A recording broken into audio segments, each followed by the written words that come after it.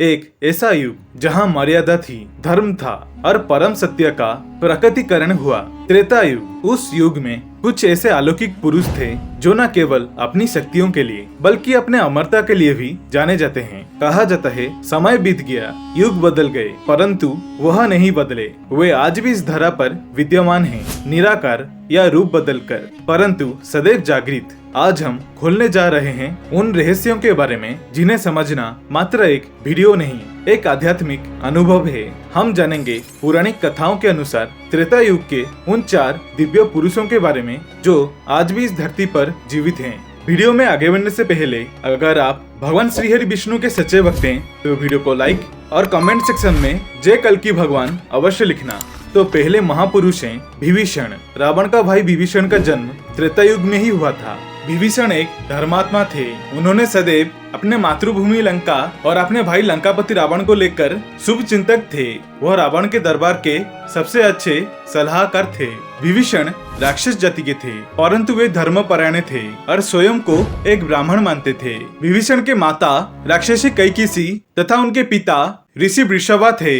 विभीषण रावण तथा कुंभकर्ण के अनुज हैं। विभीषण ने रावण का साथ तब छोड़ा जब रावण ने माता सीता का अपहरण किया और वह भगवान राम के भक्ति में लीन होकर श्री राम के पास चले आए और तभी भगवान श्री राम ने उन्हें चिरंजीवी होने का वरदान दिए थे। लंकापति रावण के मृत्यु के पश्चात विभीषण ने लंका पर शासन किए थे।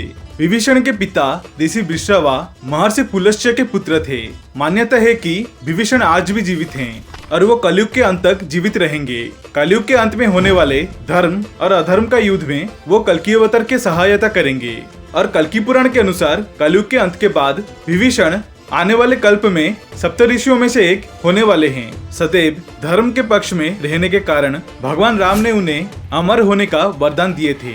भारत में एक ही मात्र श्री विभीषण जी का मंदिर है जो राजस्थान के कोटा शहर में कैथुन में स्थित है। निश्चित रूप से तो नहीं, परंतु ऐसा मान्यता है कि चिरंजीवी विभीषण इसी मंदिर के समीप ही कहीं पर निवास करते हैं। विभीषण के बाद दूसरे पात्र हैं भगवान परशुराम। भगवान विष्णु के छठे अवतार भगवान परशुराम का जन्म त्रेता युग के आरंभ में ही हुआ था। भगवान परशुराम श्री राम के काल के पूर्व के एक महान ऋषि रहे हैं। उनके पिता का नाम महर्षि जमदग्नि तथा उनके माता देवी रेणुका थी।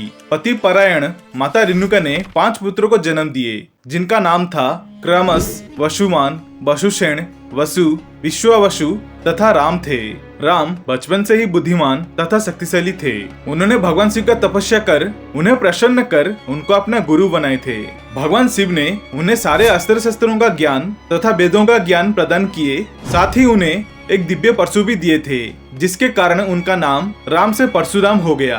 परशुराम योग, वेद और नीति में पारंगत थे। ब्रह्मास्त्र समेत विभिन्न दिव्यास्त्रों के संचालन में भी वे पारंगत थे।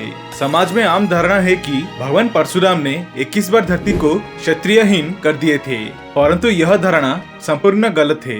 भृगु क्षेत्र के शोधकर्ता साहित्यकार शिव कुमार सिंह कौशिकीय के अनुसार जिन राजाओं से इनका युद्ध हुआ था वह हयवंशी राजा सहस्त्रबाहु अर्जुन थे।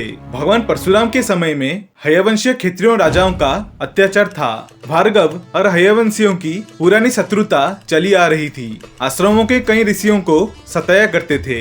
एक समय सहस्त्रबाहु अर्जुन के पुत्रों ने महर्षि जमदग्नि के आश्रम में जाकर कामधेनु गाय को चुरा लाए और विरोध करने पर महर्षि जमदग्नि की हत्या कर डाले। इस घोर पाप को देख तथा अपने पिता के मृत्यु के कारण भगवान परशुराम क्रोधित होकर यह संकल्प लिए कि मैं हयवंशियों के सभी शत्रुओं का नाश कर दूंगा। इसी शपथ के कारण उन्होंने इस वंश के राजाओं से 36 बार युद्ध कर उनका समूल नाश कर डाले। तभी से यह भ्रम फैला गया कि भगवान परशुराम ने धरती पर से 36 बार क्षत्रियों का नाश कर दिए थे। कलयुग के आज के समय में भगवान परशुराम ओडिशा में स्थित महेंद्रगिरी पर्वत पर निवास करते हैं और कल्कि अवतार के आने तक वह महेंद्रगिरी पर्वत पर तपस्या में लीन रहेंगे। भगवान परशुराम के बाद महादेव के परम भक्त ऋषि मार्कंडेय भृगु ऋषि के कुल में जन्मे एक प्राचीन ऋषि हैं। वे मृकुंड ऋषि तथा उनके पत्नी मरुदमती के पुत्र हैं और अष्ट चिरंजीवियों में से एक हैं। ऋषि मार्कंडेय का जन्म त्रेता युग में ही हुआ था। कुछ पुराणों में उनका जन्म द्वापर युग में भी बताया गया है, परंतु अधिकांश उन्हें त्रेता युग का ही मान्यता देते हैं। महान ऋषि मृकुंडु और उनकी पत्नी मरुदमती ने भगवान शिव का पूजा कर उनसे पुत्र प्राप्ति का वरदान मांगे। परिणाम स्वरूप उन्हें या तो एक धर्मी पुत्र परंतु पृथ्वी पर अल्पायु या कम बुद्धि वाला परंतु दीर्घायु वाला पुत्र चुनने का विकल्प दिया गया। मृकंडु ऋषि ने पहला वाला विकल्प चुने और उन्हें मार्कंडेय नामक एक आदर्श पुत्र की प्राप्ति हुई, जिसकी मृत्यु केवल 16 वर्ष की आयु में ही होनी थी। मार्कंडेय बड़े होकर भगवान शिव के बड़े उपासक बने और अपनी नियत मृत्यु के दिन उन्होंने शिवलिंग के रूप में महादेव की पूजा अर्चना जारी रखी। भगवान शिव के प्रति उनकी भक्ति और निरंतर पूजा के कारण मृत्यु के देवता यम के दूत उनके जीवन को छीनने में असफल रहे। तब स्वयं यमदेव मार्कंडेय के प्राण लेने आए और युवा ऋषि के गले में अपना यमदंड पास डाल दिए। निरंतर मृत्युंजय मंत्र का जाप करने के कारण स्वयं काल के भी काल महाकाल वहां पर प्रकट हुए और अपनी भक्त की प्राण रक्षा करने हेतु उन्होंने मृत्यु के देवता यमराज का ही वध कर डाले और क्रोध शांत होने पर उन्होंने यह शर्त पर उन्हें पुनर्जीवित किए कि उनके युवा भक्त ऋषि मार्कंडेय सदैव जीवित रहेंगे। मार्कंडेय की भक्ति से प्रसन्न होकर भगवान शिव ने उन्हें चिरंजीवी होने का वरदान दिए थे। उसी त्रेता युग के और एक चिरंजीवी हैं जो आज भी इस धरा पर पापियों का नाश करते हैं, जिनका नाम सुनते ही भूत पिशाच सहित सभी नकारात्मक शक्तियाँ भाग जाते हैं। वो कोई और नहीं बल्कि स्वयं भगवान राम के परम भक्त महाबली हनुमान जी हैं। हनुमान जी का जन्म भी त्रेता युग में हुआ था। हनुमान जी को बल, बुद्धि और भक्ति का त्रिवेणी संगम माना जाता है। वह स्वयं देवों के देव महादेव के अंश हैं और वायुदेव के पुत्र। उन्होंने कोई भी शक्ति अपने कार्य में नहीं चलाई। उनके प्रत्येक कार्य राम काज के लिए था। जब लक्ष्मण जी मूर्छित हो गए तो हनुमान जी ने पूरा द्रोणगिरी पर्वत को उठा लाए थे। जब माता सीता लंका में थी, हनुमान जी ने पूरी लंका को जला दी और रावण को सीधा चेतावनी दी। इंद्रजीत ने जब ब्रह्मास्त्र चलाया था तब हनुमान जी पर ब्रह्मास्त्र का प्रभाव नहीं पड़ा था, क्योंकि हनुमान जी को वरदान था कि उनका शरीर वज्र का समान होगा और कोई भी दिव्यास्त्र उनका क्षति नहीं कर सकता। उन्होंने स्वयं अपनी इच्छा से ही ब्रह्मास्त्र का प्रभाव को स्वीकार किया और स्वयं को बंदी बना लिए, ताकि वे रावण की दरबार में बिना किसी बाधा के जा सके। इस तरह हनुमान जी की शक्ति केवल शारीरिक नहीं, वह आत्मिक, भक्ति आधारित और परम शुद्ध थी। हनुमान जी के माता का नाम अंजनी और पिता का नाम केसरी था। भगवान हनुमान भक्त तथा भक्ति का एक आदर्श उदाहरण है। जहाँ भी किसी स्थान पर रामायण का पाठ होता है, आज भी वहाँ श्रोताओं द्वारा हनुमान जी के लिए स्थान खाली रखी जाती है।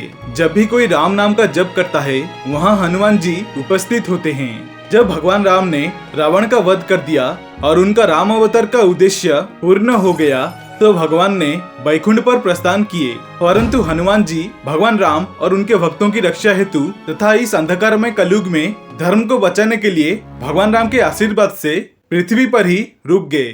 हिंदू धर्म ग्रंथों के अनुसार हनुमान जी आमतौर पर सुबह सुबह गंधमादन पर्वत पर निवास करते हैं, जहां वे हर दिन भगवान श्री राम तथा माता सीता के चरण में कमल के फूल चढ़ाते हैं। आशा करता हूं आप सभी को ये वीडियो अच्छी लगी होगी। अगर अच्छी लगी तो वीडियो को लाइक, शेयर और चैनल को सब्सक्राइब अवश्य करना और कमेंट सेक्शन में ओम नमः शिवाय, जय श्री राम अवश्य लिखना। देखने के लिए धन्यवाद। जय जगन्नाथ, जय श्री हरि विष्णु।